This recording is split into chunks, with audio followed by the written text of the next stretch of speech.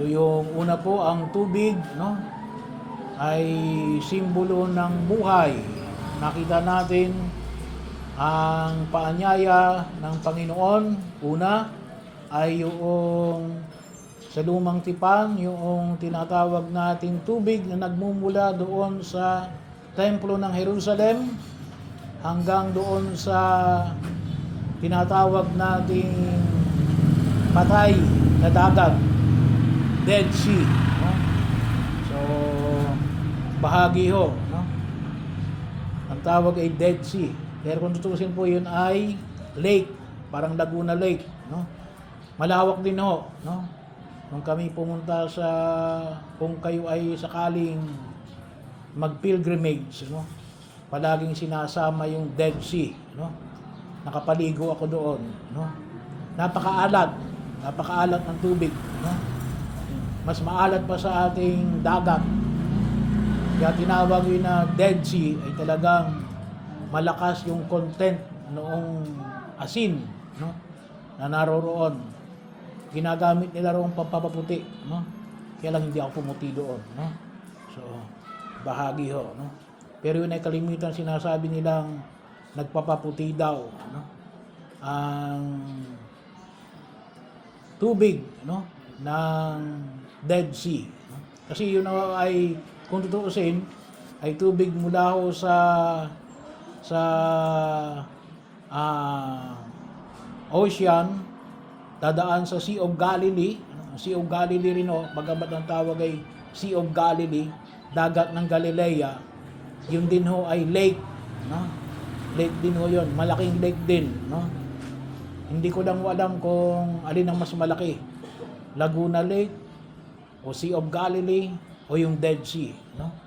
Pero bahagi ho, kaya sinawag na Dead Sea, no? Wala na kasing lalabasan yung tubig, no? Wala na siyang lalabasan. So kaya naiipon na doon yung alat, no, na nanggaling doon sa tinatawag nating dagat, no? So hindi ko katulad sa atin sa Laguna, no? Yung Laguna kalimitan ng mga lake, kalimitan sinasabi nga na nakukuha na doon sa Ilog Pasig, no? Kasi minsan may lagusan pa yan dyan sa Ilog Pasig. Nakita natin, no? Kapag papunta sa dagat, no? So kalimitan ay may lagusan na papuntang dagat, yung Dead Sea wala talaga. Pero yun ang pinahayag. Tapos itong tinatawag nating Bethesda, no? Ano ito? Ito ay isang pool, swimming pool, no? Kaya lamang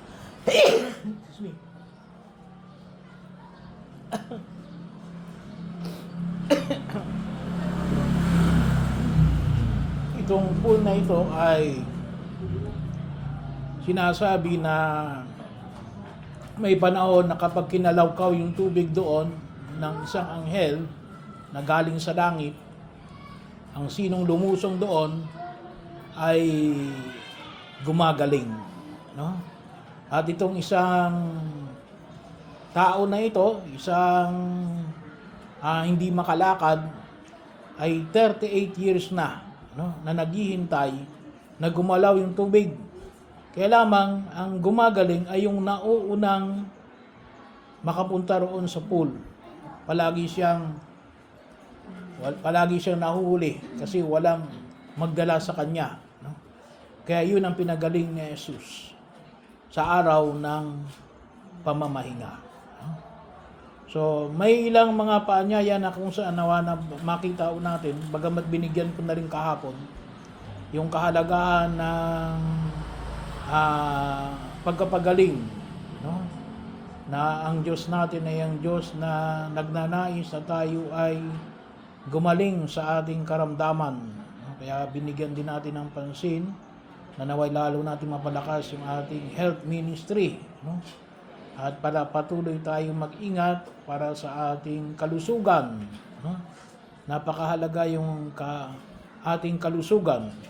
Naalala ko tuloy yung istorya. Siguro kilala niyo si Alexander the Great, no? Isa pong pinuno, no? Bahagi ho, no? Marami siyang marami siyang na-conquer na mga bayan. Kailang namatay siya sa maagang edad, gawa ng sakit. Nakalimutan ko lang yung sakit, no? Kaya mayroon siyang tatlong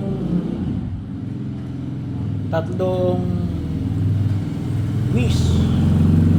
Anong tatlong kanyang wish kapag raw siya ililibing, no? Una ay ang magdadala sa kanya ay yung kanyang mga doktor, no? Ng kanyang casket, papunta sa kanyang libingan. Pangalawa ay yung kanyang dadaanan ay ipamumudmod yung lahat ng kanyang kayamanan. Pangatlo ay ilalawit yung kanyang kamay doon sa kanyang casket, no? Diba? Magkabilang bahagi, no? So habang sinililibing, nagtanong yung kanyang mga commander, bakit at yun ang kanyang mitiin? Sabi niya, sapagkat na una, na kapag oras mo na, kahit anong galing ng doktor mo, walang magagawa yan. Kaya kinakailangan din, pangalagaan din natin yung ating kalusugan. So kahit na anong kapangyarihan mo, anong yaman mo, anong galing ng doktor mo, ay bahagi rin na kung saan ay kapag oras mo na, ay oras mo na ng kamatayan. Kaya pahalagahan natin yung buhay na ipinagkaloob ng Diyos sa atin. Pangalawa, sabi niya, ipamudmud mo yung pera. Bakit? Kasi sa daigdig na ito, walang kwenta yung kanyang yaman. Kasi marami siyang naka-anchor, marami siyang kayamanan. Pero, sabi ka natin, hindi niya naman madadala. Hindi niya naman madadala sa kabilang buhay. So, at pangatlo, yung kamay na naka-ganon, sabi niya ay, dumating ako sa daigdig na ito, walang hawak ako. At aalis ako sa daigdig na ito, wala rin akong dadalhin. So, kahit na anong ilagay natin sa ating kabaong, hindi natin madadala. Mabubulok lang dito sa lupa. So, we came here empty-handed. We will leave here empty-handed. Kaya yun ang unang makita natin, kinakailangan din natin pangalagaan yung ating kalusugan. Kaya muli kong pinaalala, kasi yung kahalagahan ng ating patuloy na paanyaya, na yung right after ng first mass, yung healing session natin, ay may pamanik natin, sapagkat sabi ko nga, ay may mga taong humihingi ng panalangin, para sila ay gumaling, pero saan sila humihingi ng panalangin, kapag hindi sila nagpupunta sa doktor, sa ospital, sa albularyo, at saka sa espiritista. Alam nyo, that is against the first commandment. Yung pagpunta sa albularyo at espiritista, labag yan sa unang utos ng Diyos. Nakalagay po yan sa Catholic Church na catechesis. Kaya bahagi ho, na sana po ay para din naman masabi natin kasi wala namang nagpapagaling sa simbahan. Hindi, meron. Kaya nga sabi ko, kahit na walang tao diyan, kahit walang iilan lang, yun ang mga nagpapagaling right after the first mass, ay dinidiretso ko kasi para may makita na hindi, ang simbahan ay nagpapagaling. Nais ng Diyos na tayo ay gumaling. Nais ng Diyos na tayo ay gumaling. At napakaraming pamamaraan para nawa makita natin, na isa o yun sa elemento na dapat din natin bigyan ng diin, lalong-lalo na ngayong kapanahunan na ito. Mga simpleng pamamaraan, pero nawawag natin kalimutan na alin, nais ng Diyos na tayo ay gumaling. Kaya nga ito, sa ebanghelyo natin ngayon sa araw na ito, pinagaling ni Jesus ang lalaking ito na 38 na nagdurusa kahit araw ng pamamahinga, no? Kahit araw ng pamamahinga. At malakas mo yung dating noon, sapagkat sabi ko nga sa inyo, para sa mga Hudyo, talagang hindi sila nagtatrabaho, kapag araw ng pamamahinga, para sa kanila. Pero bakit nga ipinagaling na Jesus? Bahagi yun. Yung pangalawang punto, yun? Yung negative thinking. Yung hamon palagi sa atin ni Alin, either negative thinking or positive thinking, or less negative thinking or more positive thinking. Nakita natin dito sa ebanghelyo, yung nakita ng mga Pariseo at Iskriba, Alin? Yung negatibo. Si Jesus ay nagpagaling sa araw ng pamamahinga. Negatibo sa kanila yun Pero yun ang nakita natin, negative thinking. Hindi na nakita yung Alin. Si Jesus ay nagpagaling sa taong ito na 38 years nang naghihirap. Hindi nila nakita yun. So sa mundong ginagalawan natin, kinakailangan ng paanyaya ngayon sa atin kasi sabi nga ko minsan, yung negative thinking embedded sa ating pagiging tao, Embedded ibig sabihin ay siguro bahagi na siguro ng original sin, Kakambal na ng original sin sa atin na tayo ay negative thinker, Pero ang hamon sa atin ay Alin, makita natin yung kabutihan, Madaling makita yung kasamaan Yung hamon ng paanyaya na pinaayag sa atin ngayon ng Panginoon may kapala, Look for what is beautiful. Look for what is good. Kasi sabi nga natin, there are always two sides of the coin. May masama at may mabuti. Pero alin yung mas nakikita natin? Yung mabuti ba o yung masama?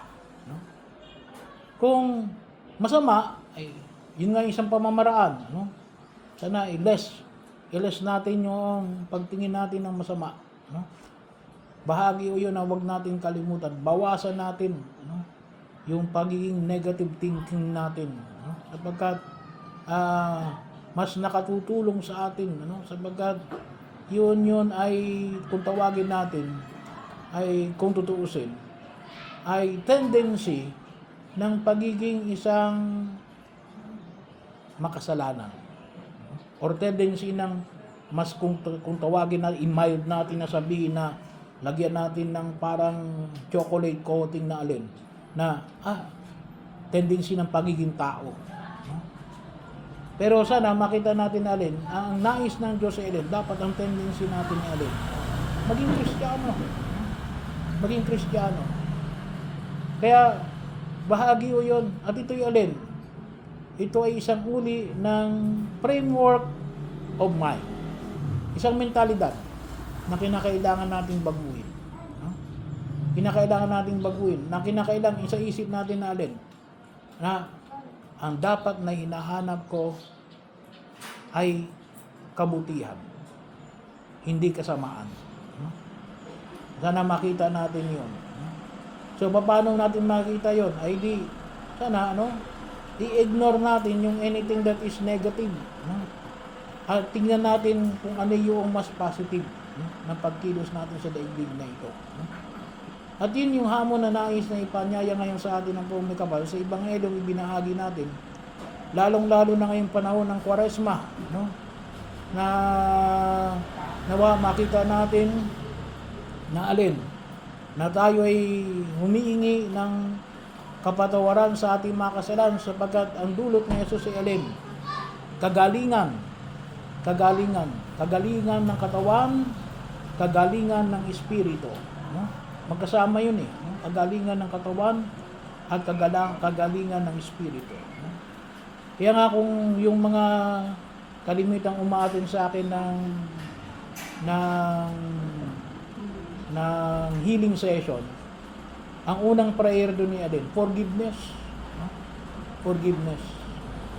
Bahagi yun. No? Napakahalaga yun.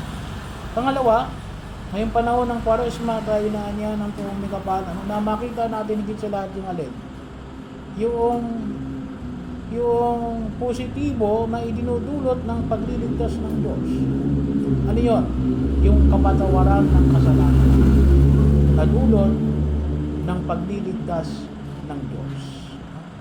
Makita natin, katulad din ng Ebanghelyo natin nung nakaraang linggo, ang maawaing Ama. Yun ang makita natin. Sana hindi natin makita yung alin. Yung mata ng panghusga. Kalimitan nung kasi nakita natin yung mata ng paghuhusga. Hindi natin nakita yung alin. Yung mata ng pagiging mahabagin. So, siguro ito isang pamamaraan na makita natin na yung positibo ngayong panahon na ito ng Kwaresma. At sana makatulong sa atin, lalong-lalo na itong gawain natin ng alay kapwa. Yung sana po, kung sino man po naka-assign dito sa San Jose para po mag-istasyon general, makita po natin na sa pamagitan nawa ng ating mga gawain na ito ay tayo ay higit na panibaguhin ng Diyos. Panibaguhin tayo ng Diyos mula sa ating pagkagapang upang tayo ay makalakad at madala natin ang ating banig, ang banig ng kahirapan, ang banig ng pagkakaroon ng karamdaman, at tayo higit na makadating sa kagandahang loob ng ating Panginoong Hesukristo.